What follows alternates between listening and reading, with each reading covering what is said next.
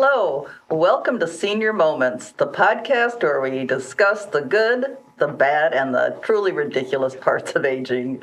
Today we are talking to Meghan O'Keefe from the Amador Arts Council. Welcome, Hey, Meghan. thank you so much. Yeah, so let's start a little bit with, tell us a little bit about yourself, and we'll go from there. Sure. I'm the Executive Director, CEO of Amador County Arts Council. I grew up in Amador County. I went away for college and a career in Northeast Ohio for about a decade, and I moved back here in 2010. I'm a visual, performing, theater, and literary arts artist, and I love rural life. So hence you came back. Yeah.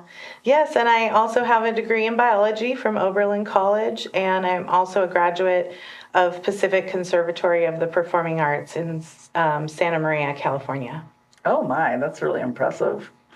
So what exactly, I know there's arts councils, there's one in Calaveras County, one in Amador, I assume there's one in Tuolumne. What are the art councils set up for? Right. So art councils are also called local lead agencies, and they're also called in California state local partners. So art councils represent locally the state of California and the California Arts Council. And with that comes along a responsibility to support all of the diverse array of arts and cultural traditions and practices in each of our counties. So in California, there are almost as many art councils as there are counties. There are just 4 counties that do not have an art council. Oh, that's too bad for those 4 counties. Well, we're all working on them. So all the art councils, the state local partners, we have a network, so we're all in communication with each other. And in addition to supporting all types of diverse arts and cultural practices, our other responsibility is to facilitate the Poetry Out Loud competition within our county. Okay. And is that where the poet laureates come out of, or is that just Poet different? Laureate is its own program. Okay. All right. What kind of programs does the Amador Art Council have going on right now? Our main focus is arts education for youth, K through 12, and also college-age young adults. So we do Poetry Out Loud, since that's part of our requirement, and poetry is something we love.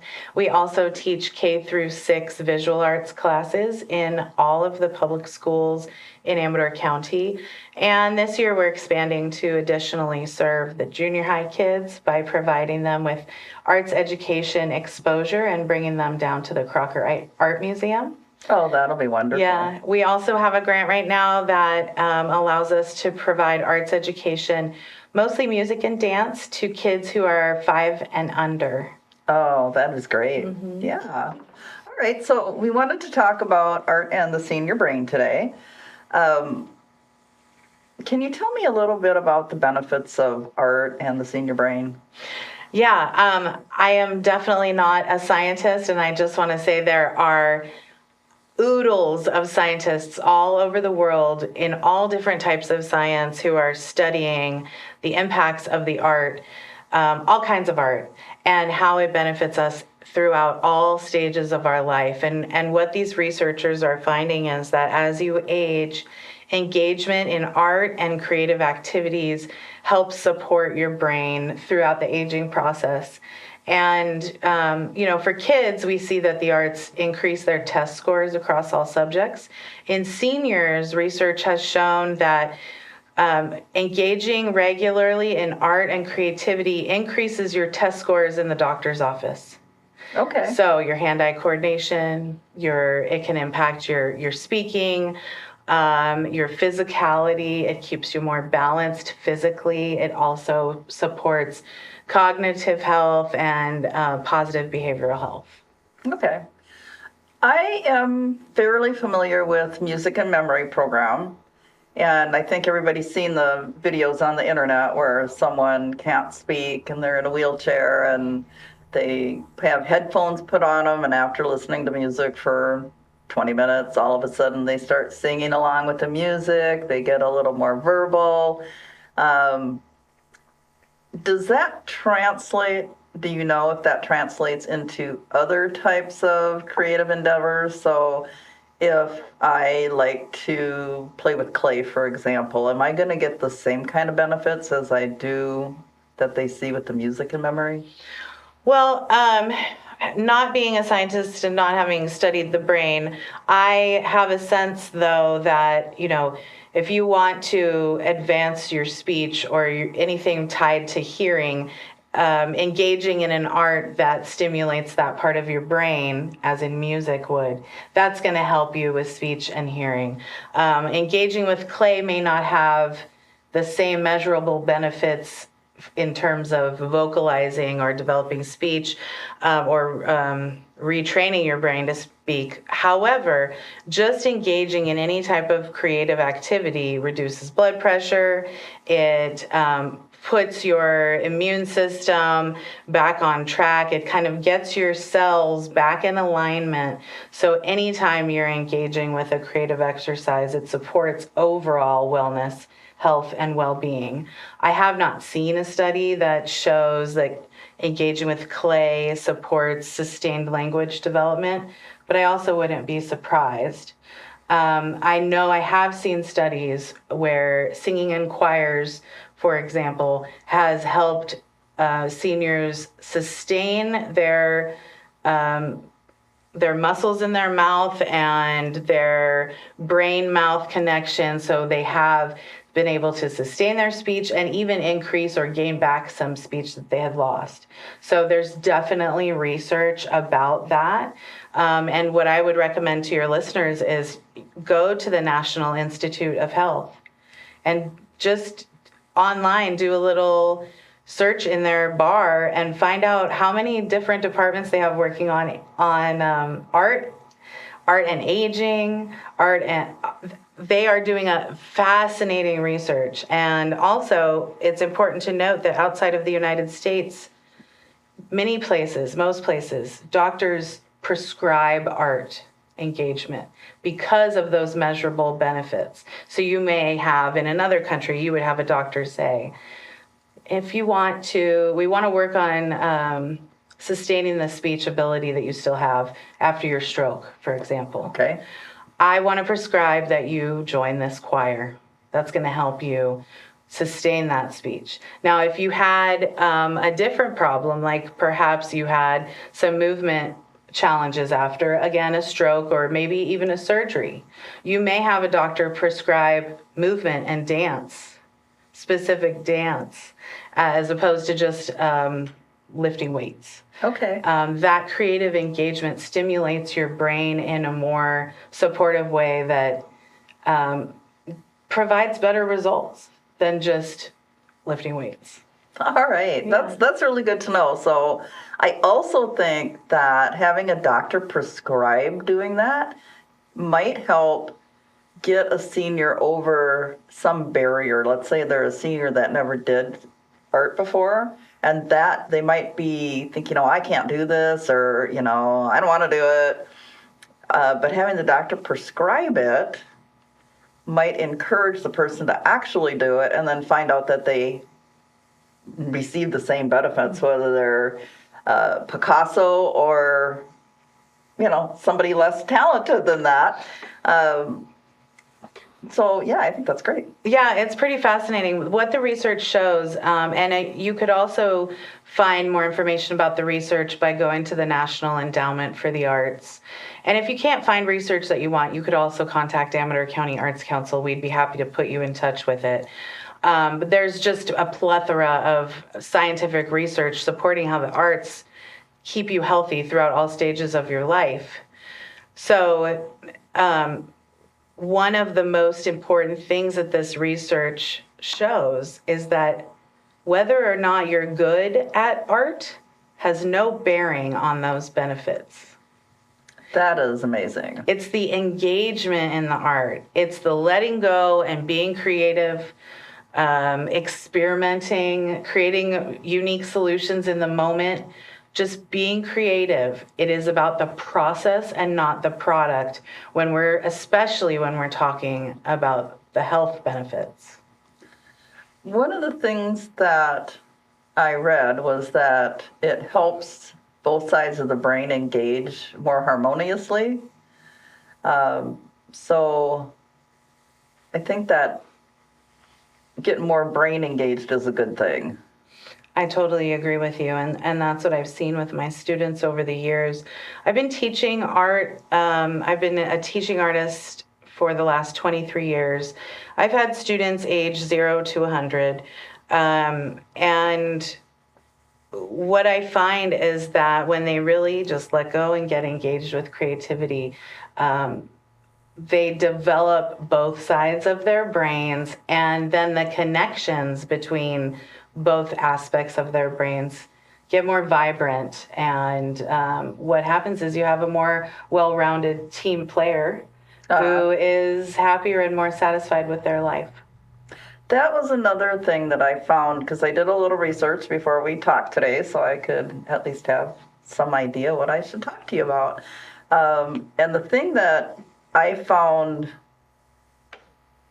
enlightening or enheartening maybe is that the emotional well-being that can be derived from art or being creative, whether it's cooking, painting, singing, whatever it might be, that can reach someone with dementia. So let's say the person can't verbalize anymore, but they're able to express their emotions through the creative thing that you're having them do. Mm-hmm. And then if that makes their life better and they feel better, that's all we need, or possibly at certain stages of a person's life, that may be all that you can hope for, because they're not going to suddenly start, get out of the wheelchair and start dancing around the room, but they're happier in the moment. Mm-hmm. That's a huge benefit. Yes. In my opinion. Yes. And just the very act of listening to music is good for your heart. And your system, because your heart beats, right? And really all of your cells move to a rhythm, and when you are listening to that music, it realigns you to that beat. So anything that you can do with a rhythm is very, very healthy for your body. Okay. One of the little weird things that I stumbled upon, and I don't know why this made me so interested, is it said that creative people have more gray matter in the parietal lobe, if I said that correct. Parietal lobe, that's it, parietal lobe, than others. And I'm curious, and I know I'm throwing this out of left field. Do you think they start with more gray matter, or do you think the act of being creative is increasing the amount of gray matter? Honestly, I have no idea, but I will say this, art is the first thing that humans engaged with. Before we created language, before we created math and currency and governments and written word, before we created any type of spoken word, we had to communicate with each other. And the way we did that was through this base instinct in art. And that really unites us all. It unites us all across our current cultures, and it unites us back with our ancestors. Because before we had these inventions we made, we had to communicate through movement and sound and perhaps cave drawings about dangers of life and about survival of life, the stories of our experiences. So art is inherent. Everyone is an artist and has that ability, because that's all we had before these other ways of communicating that we all invented.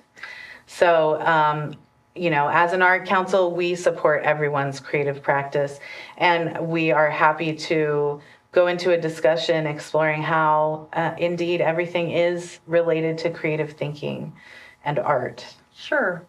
So maybe what we're doing is allowing someone who's no longer verbal to go back to a lizard brain type of communication. Yes. So, yeah, that actually makes a lot of sense.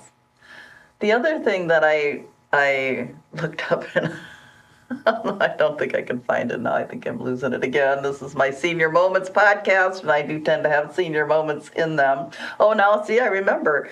I read that as you get older and you're getting dementia, as some people are getting dementia, that they might be more creative because their left brain is no longer telling them that they're no good at it. So as long as the left brain stays out of the way, your right brain can take over. And Yeah, isn't that funny how the judgmental mind, it sure gets in our way so many times. So many times throughout life. And, I've had art students who are 6 years old telling me, I'm not an artist. I will never be an artist. I'm not creative. I've had art students who are 67 years old tell me, I'm not an artist. I'm never creative. So it's something intrinsic to a lot of us to judge what we're doing while we're doing it. But the creative process is rooted in the process. You have to let go and practice, turning off that judgment. So I'm not at all surprised that you read somewhere that is happening, because as dementia begins to grow in the brain, you're right. Those self-judgmental aspects of the brain, they stop coming into play. And isn't that beautiful in some ways? oh, absolutely. And it would be wonderful for us all to learn from that and practice putting away that judgment and just creating. Because what I find with my students and with artists who I share as colleagues, when you put away the judgmental mind, actually the better product comes out in the end. That's fascinating. Mm-hmm. Yeah. So what do you do when you encounter the 6-year-old or the 67-year-old that says, I'm no good at this, I'm not creative? What do you do? I most often just disagree with them and try to foster a conversation about how everything is creative inherently and how we wouldn't have any of what we have today if it weren't for the creative mind. We were not born with the ability to speak language or learn these languages all over the planet. We created a language, and several different communities created other languages, and we figured out how to communicate. That is the creative mind. So you can't separate it. Do you put on clothes in the morning? You have had some process of deciding what to wear. That's a creative moment. Do you listen to music? Most people listen to music. So even if they are arguing that they're not creative, most people have songs that are very close to their heart, that are tied to important moments in their life, positive and negative moments of survival and triumph. And most people eat food, which is very creative, and very much an art form that we all have an opportunity to engage with. And again, you don't have to be good, and you don't have to have a lot of money either. Especially in these rural spaces where we live, nature has provided us with dozens of art supplies that are at our fingertips if we notice them. And even in the urban spaces, there are little slices of rural trying to take over, weeds growing out of the cracks and things that are all great art supplies. So whether it's good or bad doesn't matter. Whether it's expensive or cheap doesn't matter. It's the act of being creative that supports a healthy body and a healthy mind. I found that to be very intriguing, that it isn't the outcome, but rather the process that provides all the positive changes. Mm-hmm. And I also find it very interesting that you bring up nature, because just in the last month or so, I've been contemplating, I have some cactus in my yard, and they get these big red, purple pods on them. And when some of them fell on the ground, what I noticed is they have a beautiful red dye. And I started thinking, it'd be fun to start looking around my yard and picking out things that I could use for dye, just for fun and to experiment with it. Yeah. So you're right. I mean, I can just go outside and... Yes. And isn't that beautiful how it connects us to our ancestors as well? We can very easily nowadays, especially, be distracted and be carrying a lot of things with us constantly, like these little tiny computers that connect us to all of our friends all over the world. But they also distract us from what's right in front of us, like these natural art supplies that are just in our front yard, welcoming us to turn them into a drawing or a clothing dye or a collage. That's what I love about living rural. It is amazing. As a matter of fact, I found a piece of bark the other day and I flattened it out and dried it because the worms it made, it looks like hieroglyphics. It looks like there's a little person in there. There looks like there's a sun. There looks like, I mean, it's really amazing. So my challenge now is to find the right way to mount it so that you can see it because it's quite dark, but you always also have to pay attention. So I was thinking I'd turn it into a contemplation box. You like that? How fun. Yes, I love that. I'm currently working with some pieces of bark that I collected that I think are wanting to become earrings. Ah, that's a good idea Yeah. too. Yeah, so here we are, just going through our normal lives and picking up things and deciding what we want to do with them. Yeah. Yeah. In the same way, ironically, trash can be a great art supply too. And it shows up in places where you don't expect it, just kind of intermingling with rural aspects. Weeds often have pieces of trash in them, right? Or random nails or things that have flown off the road. But those can be wonderful art supplies.